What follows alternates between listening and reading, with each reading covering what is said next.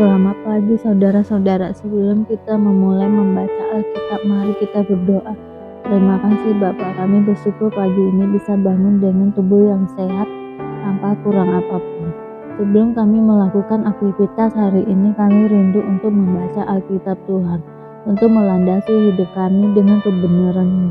Oleh sebab itu kami semakin hari semakin berkenan di hadapan-Mu Tuhan.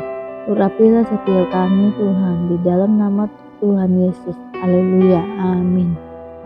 Lalu diberitahukanlah kepada Yoab, ketahuilah raja menangis dan berkabung karena Absalom. Pada hari itulah kemenangan menjadi perkabungan bagi seluruh tentara, sebab pada hari itu tentara itu mendengar orang berkata, raja bersusah hati karena anaknya, sebab itu tentara itu masuk kota dengan diam-diam pada hari itu. Seperti tentara yang kena malu kembali dengan diam-diam karena melarikan diri dari pertempuran. Raja menyelubungi mukanya dan dengan suara nyaring merataplah raja, anakku Absalom, Absalom anakku, anakku. Lalu masuklah Yoab menghadap raja di kediamannya serta berkata, pada hari ini engkau mempermalukan semua hambamu yang telah menyelamatkan nyawamu pada hari ini, dan nyawa anak-anakmu laki-laki dan perempuan, dan nyawa istri-istrimu dan nyawa gundik-gundikmu, dengan mencintai orang-orang yang benci kepadamu, dan dengan membenci orang-orang yang cinta kepadamu, karena pada hari ini engkau menunjukkan bahwa panglima-panglima dan anak buah tidak berarti apa-apa bagimu. Bahkan aku mengerti pada hari ini bahwa seandainya Absalom masih hidup dan kami semua mati pada hari ini, maka hal itu kau pandang baik. Oleh sebab itu bangunlah, pergilah keluar dan berbicaralah menenangkan hati orang-orangmu. Sebab aku bersumpah demi Tuhan, apabila engkau tidak keluar, maka seorang pun tidak akan ada yang tinggal bersama-sama dengan engkau. Apabila pada malam ini, dan hal ini berarti celaka bagimu melebihi segala celaka yang telah kau alami sejak kecilmu sampai sekarang. Lalu bangunlah raja dan duduk di pintu gerbang, maka diberitahukanlah kepada seluruh rakyat demikian. Ketahuilah raja duduk di pintu gerbang. Kemudian datanglah seluruh rakyat itu menghadap raja. Adapun orang Israel sudah melarikan diri masing-masing ke kemahnya. Pemikiran untuk membawa Daud kembali. Seluruh rakyat dari semua suku Israel berbantah-bantah, katanya, raja telah melepaskan kita dari tangan musuh kita. Dialah yang telah menyelamatkan kita dari tangan orang Filistin. Dan sekarang ia sudah melarikan diri dari dalam negeri karena Absalom. Tetapi Absalom telah kita urapi untuk memerintah kita sudah mati dalam pertempuran. Maka sekarang mengapa kamu berdiam diri dengan tidak membawa raja kembali? Raja Daud telah menyuruh orang kepada Zadok dan Abiatar, imam-imam itu, dengan pesan, berbicaralah kepada para tua-tua Yehuda demikian, mengapa kamu menjadi yang terakhir untuk membawa raja kembali ke istananya? Sebab perkataan seluruh Israel telah sampai kepada raja. Kamulah saudara-saudaraku, kamulah darah dagingku, mengapa kamu menjadi yang terakhir untuk membawa raja kembali? Dan kepada Amasa haruslah kamu katakan, bukankah engkau darah dagingku? Beginilah kiranya Allah menghukum aku, bahkan lebih lagi daripada itu, jika engkau tidak tetap menjadi panglimaku menggantikan Yoab. Demikianlah dibelokkannya hati semua orang Yehuda secara serentak, sehingga mereka menyuruh menyampaikan kepada raja pesan ini, kembalilah tuanku dan semua anak buahmu. Raja berangkat pulang, Simei menyosong raja. Lalu berangkatlah raja pulang dan sampailah ia ke tepi sungai Yordan. Sementara itu orang Yehuda telah sampai ke Gilgal untuk menyosong raja dan untuk membawa raja menyeberang sungai Yordan. Juga Simei bin Gera orang Benyamin yang dari Bahurim itu cepat-cepat datang bersama-sama dengan orang Yehuda untuk menyosong Raja Daud. Juga ada 1.000 orang dari daerah Benyamin bersama-sama dengan dia dan Ziba, hamba keluarga laki-laki, dan ke-15 anaknya laki-laki dan ke-20 hambanya bersama-sama dengan dia datang tergesa-gesa ke sungai Yordan mendahului raja, lalu menyeberang dari tempat penyeberang untuk menyeberangkan keluarga raja dan untuk melakukan apa yang dipandangnya baik Maka Simei bin Geru sujud di depan raja. Ketika raja hendak menyeberangi sungai Yordan dan berkata kepada raja, "Janganlah kiranya tuanku tetap memandang aku bersalah, dan janganlah kiranya tuanku mengingat kesalahan yang dilakukan hambamu ini pada hari tuanku raja keluar dari Yerusalem. Janganlah kiranya raja memperhatikannya lagi, sebab hambamu ini tahu bahwa hamba telah berbuat dosa. Dan lihatlah pada hari ini, akulah yang pertama-tama datang dari seluruh keturunan Yusuf untuk menyongsong tuanku raja." Lalu berbicaralah Abisai anak Zeruya, katanya, "Bukankah Simei patut dihukum mati karena ia telah mengutuki orang yang diurapi Tuhan?" Tetapi Daud berkata, "Apakah urusanku dengan kamu, hai anak-anak Zeruya, sehingga kamu pada hari ini menjadi lawanku? Masakan pada hari ini seorang dihukum mati di Israel? Sebab bukankah aku tahu bahwa aku pada hari ini adalah raja atas Israel?" Kemudian berkata raja kepada Simei, "Engkau tidak akan mati." Lalu raja bersumpah kepadanya. Mefiboset menyongsong raja. Juga Mefiboset bin Saul menyongsong raja. Ia tidak membersihkan kakinya dan tidak memelihara janggutnya, dan pakaiannya tidak dicucinya sejak raja pergi sampai hari ia pulang dengan selamat. Ketika ia dari Yerusalem menyongsong raja, bertanyalah raja kepadanya, "Mengapa engkau tidak pergi bersama-sama dengan aku, Mefiboset?" Jawabnya, "Iya tuanku raja, aku ditipu hambaku, sebab hambamu ini berkata kepadanya, 'Polanailah keledai bagiku, supaya aku menunggangi dan pergi bersama-sama dengan raja.' Sebab hambamu ini timpang. Ia telah memfitnahkan hambamu ini kepada tuanku raja, tetapi tuanku raja adalah seperti malaikat Allah. Sebab itu, perbuatlah apa yang tuanku pandang baik. Walaupun seluruh kaum keluargaku tidak lain dari orang-orang yang patut dihukum mati oleh tuanku raja. Tuanku telah mengangkat hambamu ini di antara orang-orang menerima rezeki dari istanamu. Apakah hakku lagi, dan untuk apa aku mengadakan tuntutan lagi kepada raja?" Tetapi raja berkata kepadanya, "Apa gunanya engkau berkata-kata lagi tentang halmu? Aku telah memutuskan engkau dan Ziba harus berbagi ladang itu." Lalu berkatalah Mefiboset kepada raja, "Biarlah ia mengambil semuanya, sebab tuanku raja sudah pulang dengan selamat." Barzilai ikut mengantarkan raja. Juga Barzilai orang Gilead itu telah datang dari Rogelim dan ikut bersama-sama raja ke sungai Yordan untuk mengantarkannya sampai di sana. Barzilai itu sudah sangat tua, 80 tahun umurnya. Ia menyediakan makanan bagi raja selama ia tinggal di Mahanaim, sebab ia seorang yang sangat kaya. Berkatalah raja kepada Barzilai, "Ikutlah aku. Aku akan memelihara engkau di tempatku di Yerusalem." Tetapi Barzilai menjawab raja, "Berapa tahun lagikah aku hidup sehingga aku harus pergi bersama-sama dengan raja ke Yerusalem? Sekarang ini aku telah berumur 80 tahun. Masakan aku harus dapat membedakan antara yang baik dan yang tidak baik? Atau masih dapatkah hambamu ini merasai apa yang hamba makan atau apa yang hamba minum? Atau masih dapatkah aku mendengarkan suara penyanyi laki-laki dan penyanyi perempuan? Apa gunanya hambamu ini lagi menjadi beban bagi tuanku raja? Sepotong jalan saja hambamu ini berjalan ke seberang sungai Yordan bersama-sama dengan raja. Mengapa raja memberikan ganjaran yang sedemikian kepadaku? Biarkanlah hambamu ini pulang, sehingga aku dapat mati di kotaku sendiri, dekat kubur ayahku dan ibuku. Tetapi inilah hambamu Kimham, ia boleh ikut dengan tuanku raja. Perbuatlah kepadanya apa yang tuanku pandang baik." Lalu berbicara raja, "Baiklah, Kimham ikut dengan aku. Aku akan berbuat kepadanya apa yang kau pandang baik, dan segala yang kau kehendaki daripadaku akan kulakukan untukmu." Kemudian seluruh rakyat menyeberangi sungai Yordan. Juga raja menyeberang setelah berpamitan dengan Barzilai dengan dengan ciuman. Lalu orang ini pun pulanglah ke tempat kediamannya.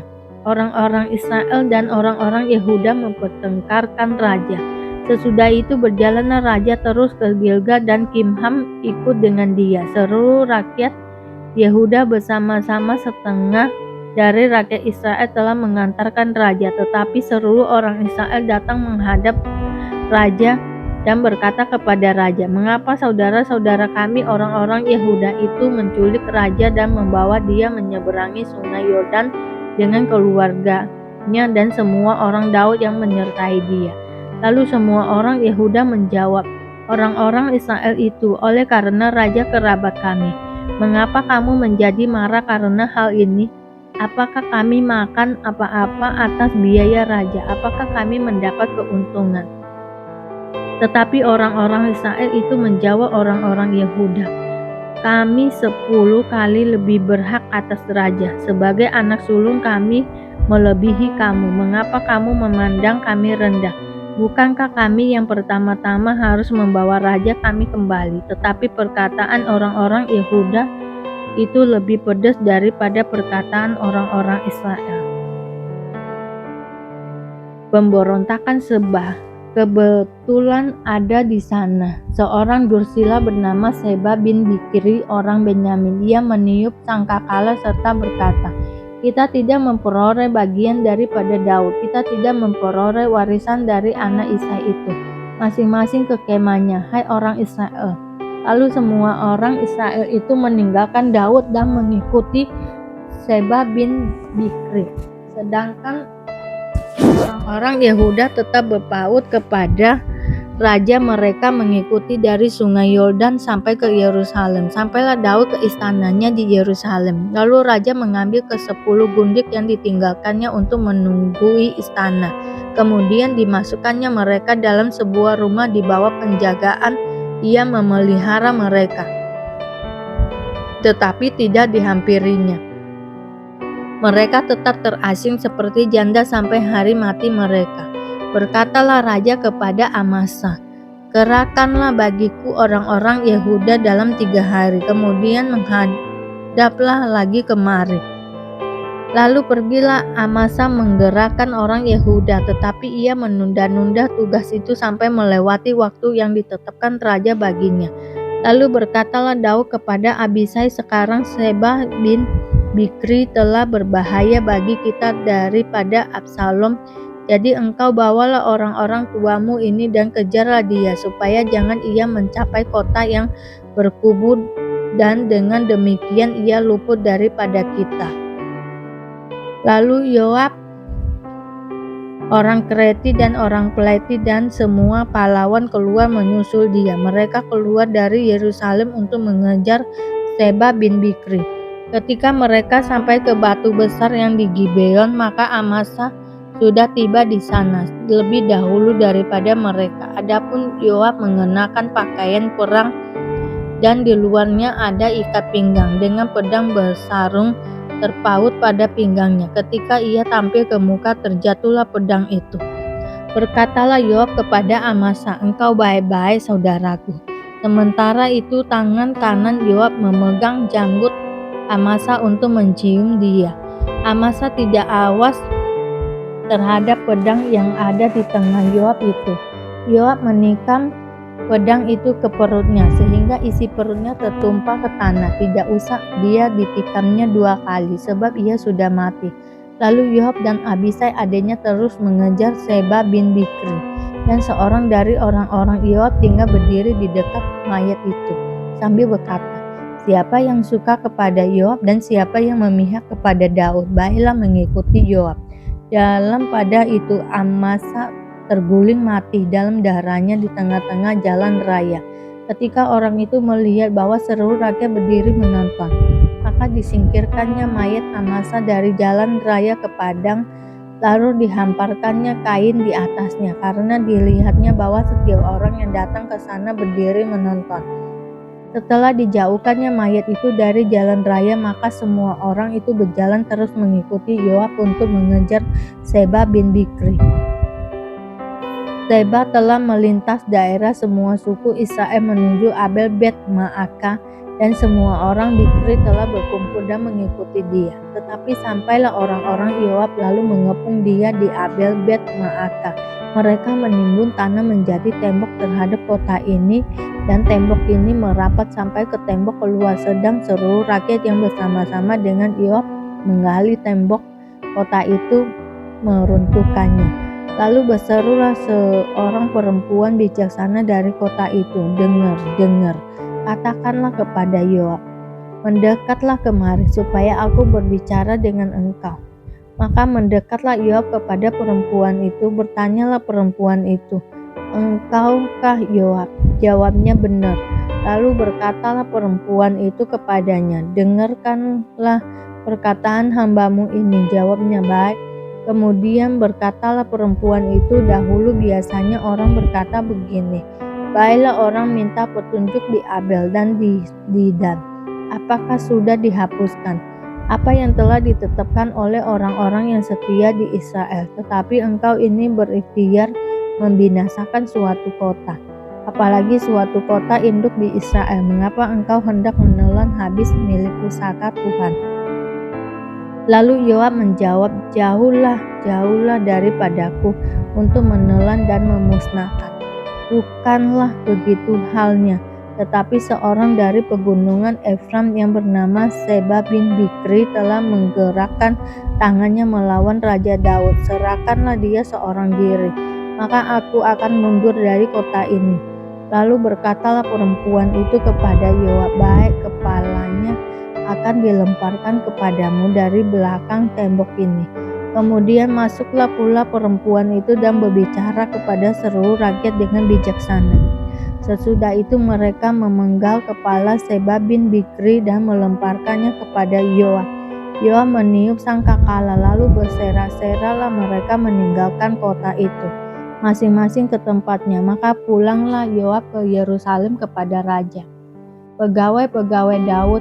Yoab menjadi kepala atas segenap tentara Israel, dan Benaya bin Yoyada menjadi kepala atas orang Kreti dan orang Pleti. Adoram menjadi kepala orang Rodi, dan Yosafat bin Ahilud menjadi bendahara negara. Saya menjadi panitera negara. Zadok dan Abiatar menjadi imam. Juga Ira orang Yair itu menjadi imam pada Daud. Perkawinan di Kana. Pada hari ketiga ada perkawinan di Kana yang di Galilea, dan ibu Yesus ada di situ. Yesus dan murid-muridnya diundang juga ke perkawinan itu. Ketika mereka kekurangan anggur, ibu Yesus berkata kepadanya, "Mereka kehabisan anggur." Kata Yesus kepadanya, "Mau apakah engkau daripadaku, ibu? Saatku belum tiba." Tetapi ibu Yesus berkata kepada pelayan-pelayan, "Apa yang dikatakan kepadamu, buatlah itu." Di situ ada 6 tempayan yang disediakan untuk pembasuhan menurut adat orang Yahudi, masing-masing isinya 2-3 buyung. Yesus berkata kepada pelayan-pelayan itu, "Isilah tempayan-tempayan itu penuh dengan air."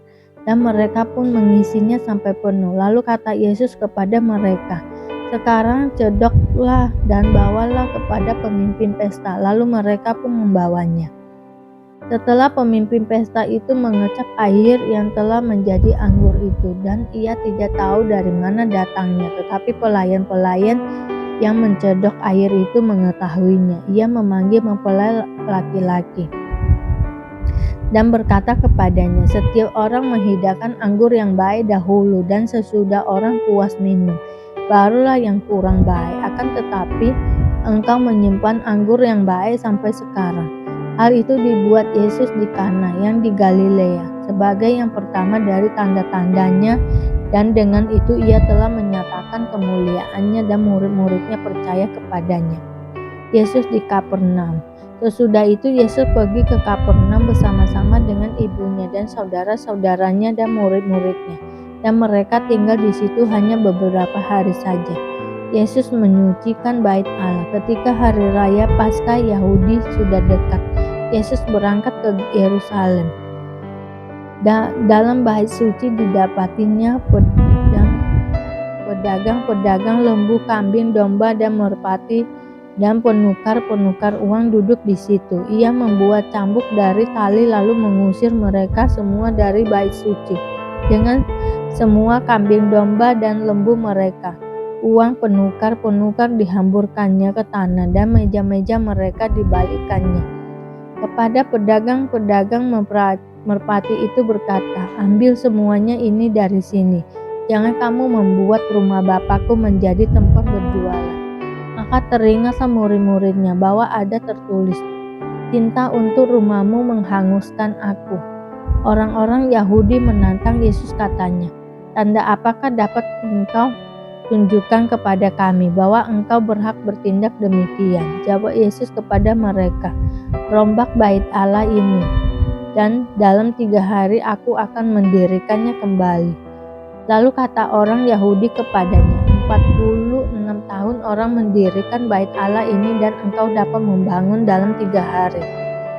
Tetapi yang dimaksudnya dengan bait Allah ialah tubuhnya sendiri.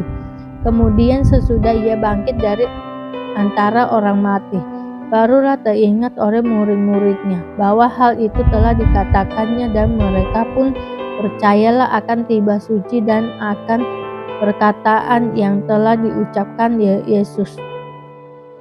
Dan sementara ia di Yerusalem selama hari raya Paskah, banyak orang percaya dalam namanya karena mereka telah melihat tanda-tanda yang diadakannya. Tetapi Yesus sendiri tidak mempercayakan dirinya kepada mereka karena ia mengenal mereka semua, dan karena tidak perlu seorang pun memberi kesaksian kepadanya tentang manusia, sebab ia tahu apa yang ada di dalam hati manusia. Terima kasih Bapak untuk hari ini telah memberkati kami sehingga kami dapat membaca Alkitab Tuhan. Doa Bapa kami yang ada di surga, dikuduskanlah namamu, datanglah kerajaanmu, jadilah kehendakmu di bumi seperti di surga. Berikanlah kami makanan yang kami perlukan setiap hari. Ampunilah kami akan kesalahan kami seperti kami juga mengampuni orang yang bersalah kepada kami. Dan janganlah membawa kami ke dalam pencobaan, tetapi lepaskanlah kami daripada yang jahat, karena Engkaulah yang mempunyai kerajaan dan kuasa dan kemuliaan sampai selama-lamanya. Terima kasih Bapak, kami selalu bersyukur atas apapun Tuhan berikan hidup kami. Engkau tidak pernah meninggalkan kami ya Bapak. Hidup kami akan senantiasa berkecukupan di dalam-Mu. Di dalam nama Tuhan Yesus kami berdoa dan mengucap syukur. Amin, amin, amin. Tuhan Yesus memberkati.